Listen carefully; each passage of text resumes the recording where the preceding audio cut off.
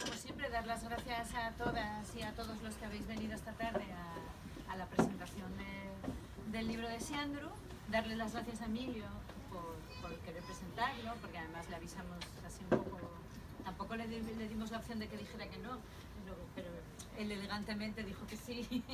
Y sobre todo dar también las gracias a Lorena y a la gente de la Casa del Libro, porque yo nunca había estado aquí en una presentación y es un sitio muy acogedor. A mí me gusta esta librería y como espacio además para las presentaciones es un sitio muy chulo y han dado mucho feedback a la presentación del libro y eso se agradece un montón. Y otra vez a todos y a todas de verdad, porque es agradable que la gente venga aquí. Además nos contraprogramó Pedro Sánchez y yo os doy las gracias de que preferís estar aquí en vez de ver a nuestro hermoso presidente, que también podía haber venido otro día, pero bueno, en fin, tuvo que hacerle contraprogramación a Siandru porque sabe que está la cosa complicada. Y venimos a presentar un libro que no es exactamente un libro de ensayo, pero sí es un libro de artículos periodistas que se publicaron en periódicos de alguien que tampoco es periodista, sino que es licenciado en filosofía. Entonces, aunque analiza la realidad, la analiza desde un punto de vista un poco tirando de su formación como filósofo y también de mala leche que tiene, que está bien, porque está bien, el sentido crítico y muchísimo sentido del humor. Yo hablaba con Siandru cuando estábamos trabajando en el libro, los artículos recorren una época muy concreta de la historia moderna de España, o sea, desde lo que él llama la regencia y yo llamo la mayoría absolutista de Rajoy hasta antes de la moción de censura. Y si durante muchísimo tiempo algunas tuvimos la sensación de que las cosas en este país se movían como súper despacito, de repente echas en una vista al libro y te das cuenta de la cantidad de cosas que nos han pasado en estos años, que es casi como una pisonadora. Desde el 15M, que surgió y desapareció, hasta... Y yo creo que los movimientos feministas, que las feministas jamás nos esperamos llegar a ser tan mayoritarias en las calles, es un poco como las herederas del 15M somos las feministas, pero también hemos visto surgir un fenómeno tan importante como el de Podemos y un poco cómo se ha ido deshinchando a través de este tiempo por torpezas propias y también ataques externos. Y también hemos visto cómo el Parlamento, por primera vez en la historia de la democracia, funciona, hizo una moción de censura, es decir, los parlamentarios servían para algo más que para estar allí sentados, o sea, fueron capaces de expulsar a un gobierno y nombrar a otro presidente, es decir, que es una cosa que tampoco habíamos visto nunca. También hemos visto cómo por primera vez el Partido Popular tiene competencia a la derecha. Y hemos visto cómo las élites a la sombra de Podemos han creado un fenómeno tan absurdo y ridículo y tan mindfulness como puede ser Ciudadanos, es decir, ante el miedo de Podemos ellos crean Ciudadanos y estamos viendo ahora además cómo el fenómeno Albert Rivera también se va desinflando poco a poco y de una manera bastante ridícula, es un personajillo así como de opereta y todas estas cosas que pasan últimamente alrededor de Ciudadanos es un poco de opereta. Yo creo que lo que nos está pasando es interesante. Coges apuntes de pragmática populista y te das cuenta que ese proverbio chino que te dice que ojalá vivieras tiempos tranquilos, ¿no? Es decir, ostras, lo que hemos vivido. Y Siandru creo que lo analiza muy bien y lo analiza además con sentido del humor, o sea, no te sientes agobiado, aunque el prologuista Enrique del Teso llegó a decir que había no sé cuántos artículos, no es verdad, son bastantes menos. Pero se puede, como dice él, se puede leer y es una lectura, o sea, te ríes. Bueno, pues no sé. Yo lo que os propongo es que comentar, hacer una pequeña introducción de un par de minutos y luego si quieres pues entramos a dialogar, ¿no? Para mí es un acto un poco particular porque, si os digo la verdad, pues seguramente es el primer acto público en el que participo después de haber dejado la portavocía. No supe decirle que no a Sandro cuando me llamó por teléfono, me arrepentí inmediatamente, ¿no? Porque es un momento un poco raro cuando estás un poco de salida, has vivido, pues es una experiencia de 4 años más el año previo desde 2014, ¿no?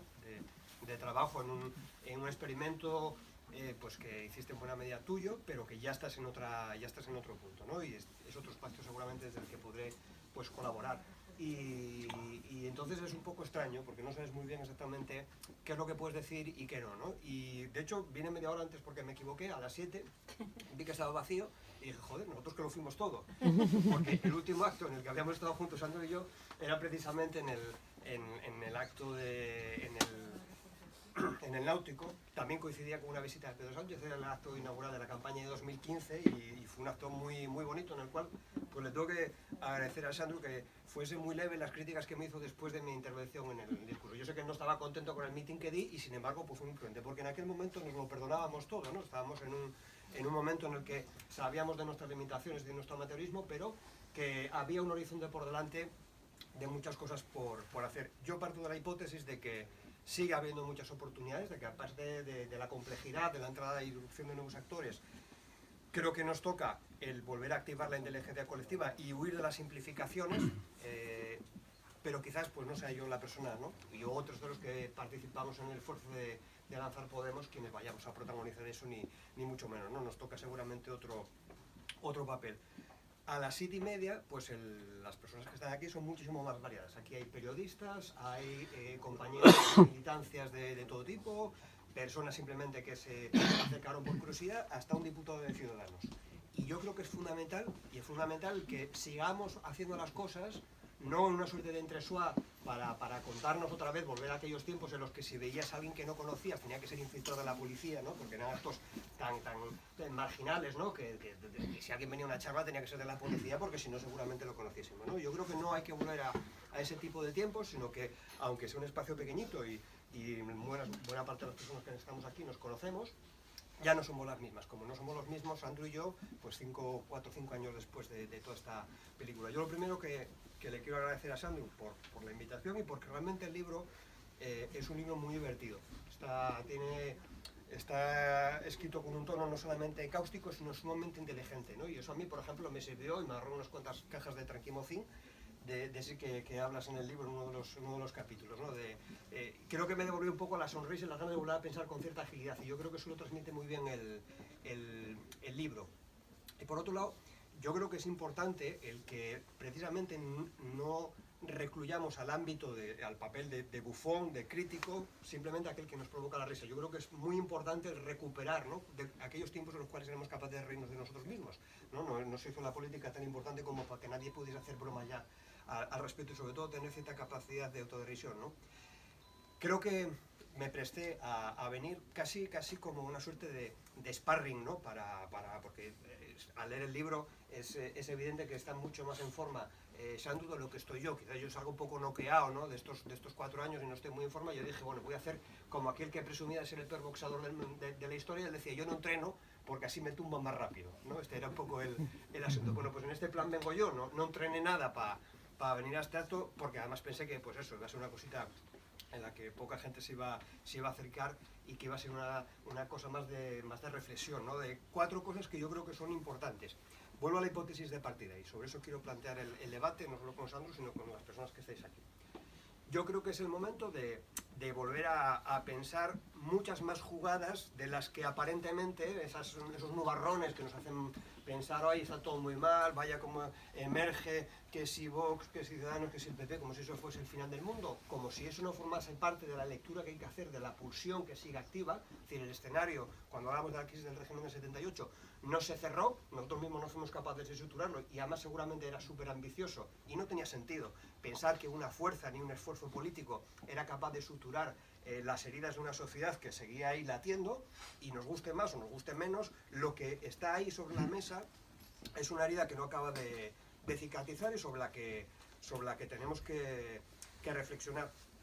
Y creo además que sucede como, al contrario de lo que pasaba con el ajedrez, que en un momento determinado el ajedrez se termina aquello que se hacía de la jugada secreta, ¿no? La jugada secreta era cuando se celebraba un campeonato, la partida terminaba demasiado tarde y lo que hacía el jugador era meter uno sobre su siguiente movimiento. Y eso hizo que con el tiempo los equipos se fuesen sofisticando y podían dedicarle toda la noche a pensar cuáles eran las combinaciones restantes en el juego. Claro, a día de hoy eso ya no tiene sentido porque simplemente con cualquier programa de los que te puedes instalar en un móvil puedes predecir completamente las jugadas que quedan y por tanto tuvieron que suspender las partidas que terminasen de un día para otro. Había que cambiarlas, acabarlas en el momento porque si no cualquiera era capaz de predecir los últimos movimientos. Yo creo que estamos en un punto en el que ya no puedes dejar pasar la noche, ya tenemos que pensar las jugadas sobre la marcha, y esto ha acelerado el ritmo, a pesar de que yo creo que la política, la democracia es precisamente suspender el tiempo, ponerle márgenes y poder tener reflexión y debate con consecuencias más allá de la necesidad inmediata, pero se han acortado tanto los tiempos políticos que no te puedes quedar dormido. Pero sin embargo, al contrario de lo que pasa con el ajedrez, y a pesar de los libros que hay, de las combinaciones que conocemos de los movimientos posibles, no se han determinado todos los movimientos posibles en el ámbito político. Y por tanto nos queda saber cómo nos tenemos que mover y qué es lo que tenemos que hacer. Yo pondría sobre la mesa 4 o 5 preocupaciones que yo creo, desafíos que nos quedan algunos por delante. Creo que hay uno estratégico, de fondo. Un compañero diría cómo pasamos de Jeremías a Moisés, ¿no? Cómo pasamos de la agitación y dar vueltas con trompetas en torno a Jericó a de alguna manera construir pueblo y construir un liderazgo que vaya mucho más allá, por supuesto, de la batalla institucional y del campo institucional y de los ciclos electorales. Creo que hay un problema sobre la disputa de la hegemonía que tenemos que reflexionar muy seriamente. Hay un problema de teorías de alcance medio sobre cómo tomamos la suficiente distancia para poner en relación las cosas que hemos visto, ¿no? Sin quizás buscar una expresión totalizadora, ¿no? Y hermética de los problemas que vemos, pero sí establecer relaciones sobre cosas que hasta ahora hemos manejado más desde el ámbito muchas veces de la comunicación, ¿no? Y que hemos dado expresión puntual en un momento determinado. El otro día hablaba, por ejemplo, con César Cascante acerca de cómo tenemos que buscar la conexión entre la Comisión de Investigación sobre el Fondo de Formación Ocupacional con la creación de empleo. ¿Qué pasa con el 0-3, la atención y los cuidados públicos? Es decir, empezar a establecer lo que en otros tiempos hubiéramos llamado cadena de equivalencias, ¿no? De articulación de demandas legítimas, que no se agotan en el campo institucional, pero que en el campo institucional hay una parte de efecto amplificador y de conocimiento mucho más profundo que yo creo que merece la pena que sigamos explotando. También en el ámbito de la teoría, yo creo que Sandro, especialmente en la última parte del libro, después de hablar de Podemos, que yo creo que hace un diagnóstico muy acertado, ¿no? De algunos de los momentos que hemos vivido quienes participamos en un momento determinado. Creo que al final, cuando habla de lo que supone el auge de los populismos, fascismos, neofascismos, yo creo que tiene una mirada especialmente lúcida, porque yo creo que lo que no puede servir fenómenos, por ejemplo, como Vox o con las imágenes que nos llegan de Trump, es simplemente reactivar a una izquierda más o menos rancia que necesita de la derecha y de la extrema derecha para poder tener algo que decir. Yo creo que eso es fundamental, el sortear esa tentación, ¿no? Uy, qué bien, que ha venido, por fin ha aparecido la extrema derecha que no aparecía, ¿no? Y por fin ya tenemos a racistas, xenófobos y machistas claramente identificables, frente a los cuales hace una especie de frente antifascista, como escuchamos a algún líder, ¿no? Yo creo que no ese es para nada el diagnóstico que hay que hacer. En el plano táctico, ¿qué hacemos en tiempos de lo que calificamos de broma de retrosanchismo, ¿no? Ya que estaba la regencia, pues el retrosanchismo, la reconstrucción hacia atrás de manera retrospectiva de la trayectoria de Pedro Sánchez y de lo que eso significa, ¿no? Si como decías tú, Felipe González se nos hizo muy largo, ¿no? Duró demasiado. Zapatero era una suerte de interregno, pero Pedro Sánchez es el líder de nuevo cuño para esta época, para la socialdemocracia, tal cual existe, ¿no? El socialliberalismo. Y eso es un formato muy determinado que ha sido capaz de reconstruir un relato partiendo de sus propias cenizas. Luego, si queréis, entramos al detalle. Pero creo que es muy importante ver cómo, desde los miedos atávicos de la izquierda y de la extrema izquierda, no es posible afrontar la etapa en la que entramos. Desde el punto de vista práctico, organizativo, desde el tipo de dispositivo que necesitamos para afrontar ese reto de la lucha por la hegemonía, esos problemas a nivel teórico y también las dificultades a nivel táctico. Yo creo que hay mucho que aprender de lo que ha sido nuestra experiencia en el caso de Podemos y creo que hay que aprender mucho y tendremos tiempo para hacerlo. Y luego hay una parte que quizás en el libro es la que menos aparece, que es la dimensión psicológica. Había una parte de batalla psicológica en el asalto que habíamos hecho o nos habíamos opuesto de las instituciones, para el que quizás ni estábamos preparados ni habíamos suficientemente reflexionado, ¿no? Alguien voló sobre el nido y no era el más cuco. Esa es la cuestión que quizás haya que incorporar en la agenda de reflexiones, ¿no? De cómo se viven procesos de mucha agitación, muy poco sostenibles y que condensan en muy poquito tiempo todas las tensiones de una sociedad que está en cambio y que genera fracturas en los sujetos que tratan de protagonizar ese cambio, ¿no? Porque me toca estar, ¿no? El libro, a fin de cuentas, lo firmo yo, que narices. Y es lo que estoy aquí. Pero me gustaría que esto, pues como decía Emilio, pues pudiéramos hacer de ello un poco más espacio de debate.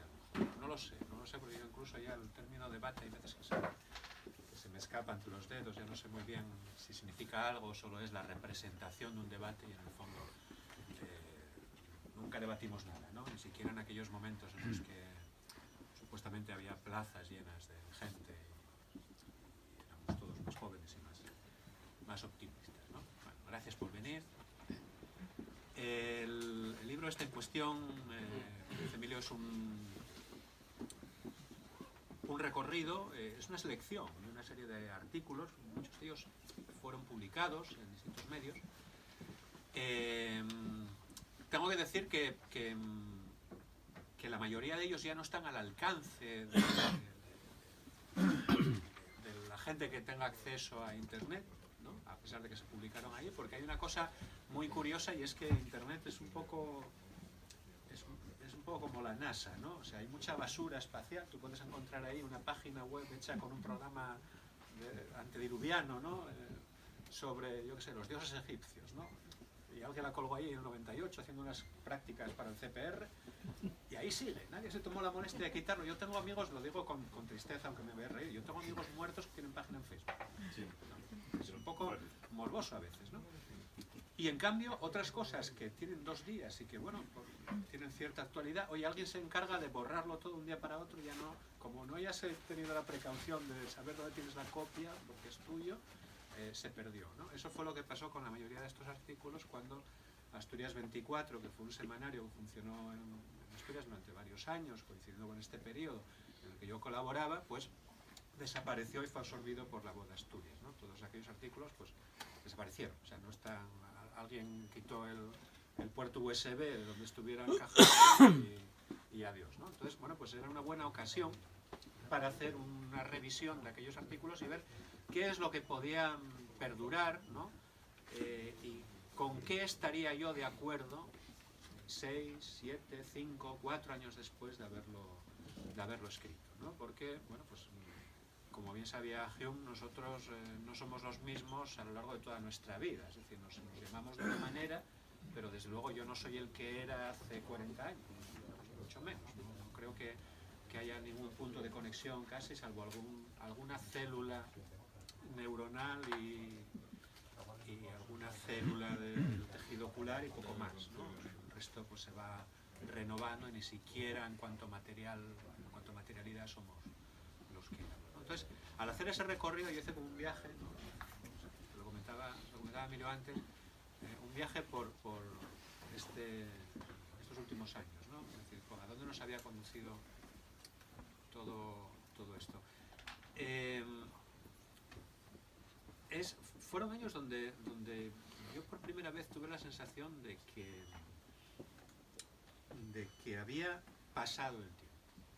Veréis, yo tengo ahora 49 años, un poco para ubicarnos, ¿no? Yo tengo la sensación de que siempre viví el mismo sistema político. ¿Vale? El mismo sistema político consistía en que tenía 5 años cuando murió Franco, pero el franquismo no murió, ¿no? Entonces, bueno, gobernaba gente que había accedido al poder durante la dictadura, y no me refiero a gobernar en el sentido de ganar unas elecciones, ser presidente de gobierno o ministro, sino ser pues, juez, ser director general, ser tal. Es decir, es gente que había tomado presencia pública gracias al franquismo, eso que se llama habitualmente el franquismo sociológico, ¿no? Veías como gente de tu pueblo, que eran conocidos falangistas, pues acababan siendo concejales del Partido Socialista, ¿no? Y lo asumías como parte de una continuidad, pero al mismo tiempo sabías que no estabas viviendo en el mismo país que habían vivido tus padres, ni mucho menos tus abuelos. ¿Sabes? Tú ponías la tele, era en color, ¿vale? Es decir, y salía Alaska, ¿de acuerdo? Y podíamos en Semana Santa ir a beber alcohol, ¿no? Es decir, nadie te decía nada si usabas según qué lenguaje. Es decir, daba la sensación de que vivías en un país que era medio europeo, medio del pasado, pero que eso iba a ser así siempre, ¿no? Y lo que te decía Felipe González antes es un poco eso. Yo tenía la sensación de que Felipe González era una parte de la naturaleza, ¿no? Como un monte, ¿no? Un río, el monte, los ríos y Felipe González, o sea, que va a durar eternamente, ¿no? Incluso cuando Felipe González se va del poder, porque se va un poco diciendo, venga, yo os lo dejo y tal, pero yo seguiré detrás, ¿no? Haciendo como... Pues sí, veías Aznar, veías aquello, pero yo tenía la sensación de que seguíamos felipizados, ¿no? Y sobre todo cuando el partido al que pertenecía a Felipe, pues sigue insistiendo en recordarte que ahí está esa sombra, ¿no? Yo recuerdo las elecciones generales del año 2000, cuando Aznar ganó por mayoría absoluta, y dices, ¿por qué ganó por mayoría absoluta? No, porque quiso Felipe González. Es decir, ¿a quién se le ocurre poner de candidato al Almunia y decir que va a hacer una coalición con Paco Frutos? O sea, para eso no te presentes. O sea, estás diciendo a Aznar que ya lo tiene todo hecho, ¿no? Y de hecho, bueno, pues Zapatero ganó unas elecciones un poco por accidente, ¿no? Presidente por accidente, ni él se lo creía y bueno, vivimos en esa especie de accidentalidad todos, ¿no? Y ahí fue donde empezó el problema, porque hay una generación que es la que viene detrás de la nuestra, o de la mía, que sí entra en política con Zapatero, ¿no? Y cuando yo estaba, recuerdo, hace, creo que exactamente, o mañana hará exactamente 2014, ¿cuántos años? 5. Era 2004, 15 años. Madre, 15. Más de 15 años. Yo estaba oyendo a Zapatero en aquella intervención que tuvo cuando se dieron los resultados, y oías a la gente corear, gente muy joven coreando, no nos falles, no nos falles. Y yo estaba oyendo aquello diciendo, sí, bueno, mañana mismo. Como que va a esperar, o sea, es una cosa de estas, dices, eso también va en nuestro ADN, o sea, sabes que el PSOE es como dice muy habitualmente Willy, que está ahí, es como la línea Maginot, es la mejor defensa para la guerra anterior. Es decir, parece todo muy, muy atractivo, muy moderno, por fin llega la democracia, por fin llega el estado de bienestar, pero sabes que a nada que te descuides, ¿no? Miras alrededor y no está, ¿no? No está ni lo que ellos planteaban ni lo que tenías, ¿no? Es una cosa, se ha ido. Entonces la sensación que tenía es que el cinismo con el que yo estaba escuchando a Zapatero aquella noche era el cinismo con el que lo estaban escuchando incluso sus propios votantes. O sea, que ya sabían que esto iba a ocurrir, y lo que pasa es que, bueno, frente a Ángel Acebes, ¿qué vas a hacer? ¿No? Pues yo también entiendo que a la fuerza ahorcan. Pero ojo, hubo gente muy joven que se lo creyó. O sea, que se creyó que había votado a la izquierda del Partido Bolchevique. Y esa gente, que además ve que efectivamente Zapatero saca las tropas de, no sé dónde era, de Afganistán, era de Irán, de Afganistán las dejó. O las mandó para allá, ¿no? Se las quito de un sitio y las pongo en otro, ¿no? Legaliza el matrimonio homosexual. Bien. Entonces, da la sensación de que, oye, pues mira, no se puso de pie cuando sonó el himno americano, que ya, parece que de verdad este es de izquierdas, ¿no? Este es el nuestro y tal. Nada, no tiene ningún empacho en roblar la reforma de la Constitución para blindar ahí el techo del gasto. Y efectivamente viene una decepción que ya no es la nuestra, ¿no? Ya no es la de los votantes del PSOE del 82, ya no es la de los que lo sufrimos con Felipe los años finales de los 80, principios de los 90, sino que es la de la generación más joven que entró en política. Entonces, toda esa gente es la que va a acabar luego confluyendo el 15M, la que va a acabar dando lugar a Podemos. Bueno, solo necesitamos repasar algún currículum para darnos cuenta de que venimos de allí, ¿no? Entonces yo, haciendo esta selección y viendo este repaso, me di cuenta de que en aquel momento había empezado a vivir en otro país, ¿no? Es una manera de decir que me había hecho viejo, ¿vale? Es decir, es un momento en que te das cuenta de que ya no te reconoces en la imagen que tú mismo tenías del país en el que estabas. Entonces hay una desubicación ahí que creo que se refleja bastante en los artículos y se refleja bastante en algunas cosas que comentaba Emilio y en algunas cosas que comentaba Silvia, ¿no? En que hablo en una especie de plural que no es ficticio, créeme, ¿eh? Es decir, es fruto de relacionarme con gente de mi misma edad, como muchos de los que estáis aquí. Somos una generación muy histérica, generación que se pone histérica enseguida, que ve en un momento determinado que un juez dice algo que no le gusta y es como si se fuera a abrir una grieta de 5 metros y tragarse la democracia. No es así. O sea, no es así.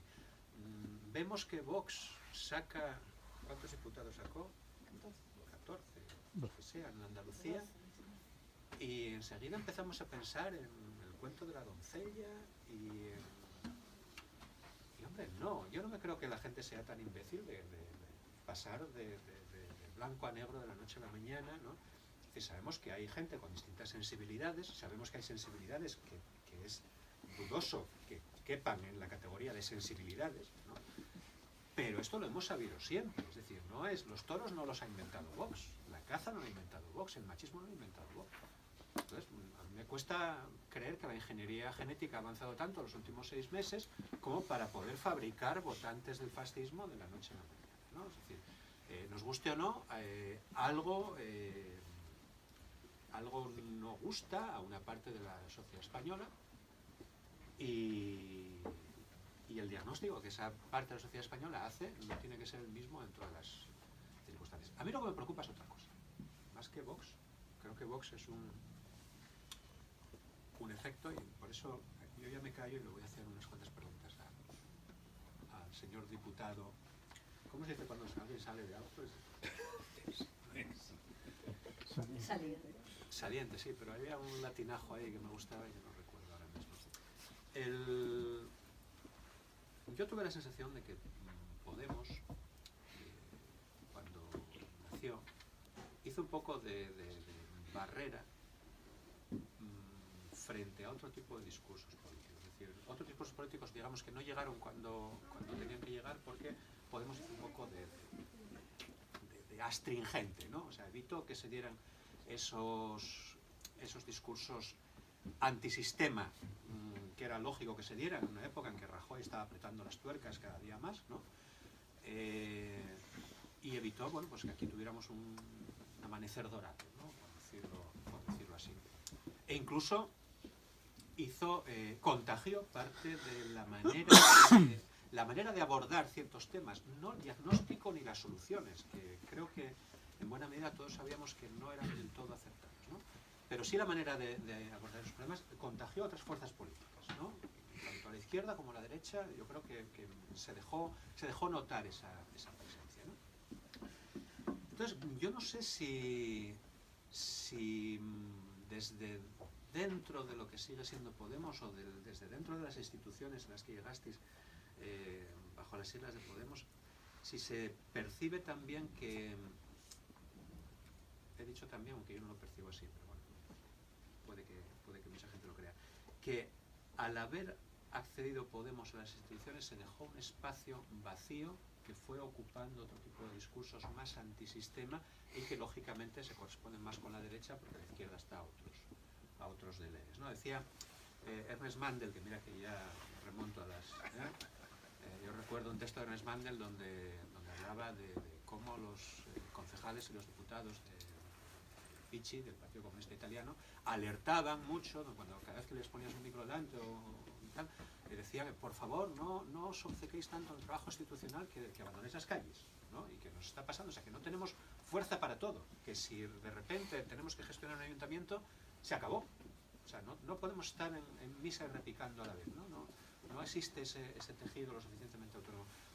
¿Creéis que abandonasteis parte del tejido político y que eso lo está ocupando otro tipo de especies invasoras? ¿O no lo creéis? ¿Cómo se ve desde las instituciones? Tampoco yo me creo muy representativo, ¿no? Por lo menos en este momento, de cómo lo ve Podemos. Yo te puedo decir lo que yo veo. Yo creo que hay una hipótesis de fondo, que es la de que lo auténtico, la democracia, está única y exclusivamente en un sitio, que es una sociedad civil aparentemente en marcha manifestándose por las calles. Y eso conlleva un desprecio absoluto al conjunto que se expresa a veces en las elecciones y otras veces ni siquiera votando. Porque nos han dado bofetadas a determinado tipo de propuestas que la gente creía súper legítimas y que congregaba un montón de personas en las manifestaciones, y ha recibido bofetadas tanto en las urnas como también por aquellos que ni siquiera van a votar, que a veces pues superan más del 50% del electorado, ¿no? Pero hay momentos en los que se condensan, tú hablabas en el libro en un momento determinado del gato de Redinger, ¿no? Ahí las elecciones y los ciclos electorales sirven para condensar. Y el gato de Redinger no es que estuviese o no estuviese el gato desde el principio, sino simplemente que en el momento en que se abre la tapa y se mira si el gato está dentro, se determina en ese preciso instante qué es lo que hay y lo que no. Y yo creo que en la sociedad conviven como en nuestras cabezas múltiples voces, ¿no? Habrá voces en vuestra cabeza que ahora mismo digan, pero ¿qué está diciendo este tío? No he pillado todavía de qué está hablando. Otra voz que diga, pues yo me quiero ir a mi casa a cenar tranquilamente, y otro que diga, en tu cabeza, voy a esperar hasta el final a ver si dice algo interesante que para algo alguna vez lo habrán votado. Esas voces conviven y en función de cómo evolucione la charla y el espacio que creemos, van a unas a amplificarse y otras no. En lo social funciona exactamente igual, ¿no? Yo no creo que Podemos tenga que ser que se llame Vox, ¿no? Porque eso sería renunciar a una expresión política que surge como elemento que trasciende al bipartidismo, que venía a regenerar la política, que luego parece que el problema era cómo dábamos el sorpaso al Partido Socialista, ya no conformábamos simplemente con superar una parte de ese bipartidismo. Después parecía que estábamos condenados nada más que a renovar lo que había sido Izquierda Unida, y finalmente alguien quiere que seamos simplemente el parapeto frente a Vox y la extrema derecha, ¿no? Y entonces, de manera retrospectiva, mirando hacia atrás, el 15M y Podemos fue la vacuna para lo que en el fondo ya estaba ahí, que solamente estaba ya agazapado esperando a que en un momento de debilidad, de que entrásemos en las instituciones y dejásemos abandonadas las calles, viniesen y se hiciesen con todo. Yo no creo que esto sea así. Yo creo que el problema y los problemas están en otro sitio. Primero, la democracia no se construye única y exclusivamente en manifestaciones y en asambleas. Lo mismo que pienso que la democracia no cabe simplemente en las urnas, porque encima la mayor parte de la gente a veces no va ni siquiera a votar. Creo que no cabían en nuestras asambleas en el 15M, ni caben en la mayor parte de los espacios institucionales. Yo creo que la batalla que en su momento lanzamos tenía múltiples escenarios, y creo que ha sido más, a veces, la pereza intelectual y la incapacidad para sacar partido de los resortes a los que habíamos accedido, para retroalimentar la dinámica en la que habíamos entrado joder, durante la dictadura. Fraga decía que era el dueño de las calles, y en un momento determinado, con las mareas, con el 15M, los dueños de las calles nos creíamos, no sé si lo éramos, pero nos creíamos nosotros. Teníamos la hegemonía de esa movilización. Lo que no igual hemos tenido ha sido la capacidad de retroalimentar esa espiral, o peor todavía, es que seguramente no sea posible de manera sostenida estar constantemente, porque tiene que haber la hipótesis de Beckett de hay que fracasar, pero fracasemos mejor que la vez anterior. O sea, para exorcizar la idea esta de el PSOE nos traicionó en el 82, el 15M se desinfló en 2002 y las mareas ciudadanas desaparecieron en 2003, vaya desastre todo, ¿no? Y en el año del cerdo en el calendario chino tampoco pinta bien. No, pues para dejar eso atrás, lo que hay que asumir es vas a fracasar, pero fracasa mejor que la vez anterior. Hazlo con un poco más de gusto. Yo, por lo menos, era con lo que me metí en Podemos. Y la otra parte es que las apariencias importan. Es que no hay cosa pública si la gente no piensa que la mentira de un líder político tiene algún tipo de precio. O sea, si todas las personas viviesen el cinismo de quienes ya sabíamos lo que era Zapatero, el cinismo lúcido, de saber exactamente el análisis estructural de lo que es el Partido Socialista, cuáles son los límites que tenía en aquel momento. Si todo el mundo lo viésemos así y escuchásemos a Zapatero decir todo lo que iba a hacer, habría desaparecido la esfera pública, porque habríamos asumido que no tiene coste alguno el decir determinado tipo de cosas y mentirle a la cara a la gente. Bueno, pues esa generación, y esta es una de las fortunas y de las limitaciones, sin desmemoria no hubiese sido posible el 15M, sin desmemoria no hubiese sido posible que unos se ilusionasen con Zapatero y a continuación se encontrasen decepcionados. Pero claro, en la desmemoria no se pueden mantener las luchas de la transformación porque no hay un bagaje que se acumule de aprendizajes, y ese es el principal problema. Lo que no hemos sabido a veces hacer determinadas generaciones es que los aprendizajes no fuesen lastres, no fuesen elementos que fuesen como pisar el freno mientras otros están tratando de pisar el acelerador, porque a veces no hemos sido capaces de hacer comunicables nuestras experiencias y que los límites de lo que hicimos mal no se han transmitido como si fuese un problema genético, ¿no? a la siguiente generación, a la siguiente ola de transformación.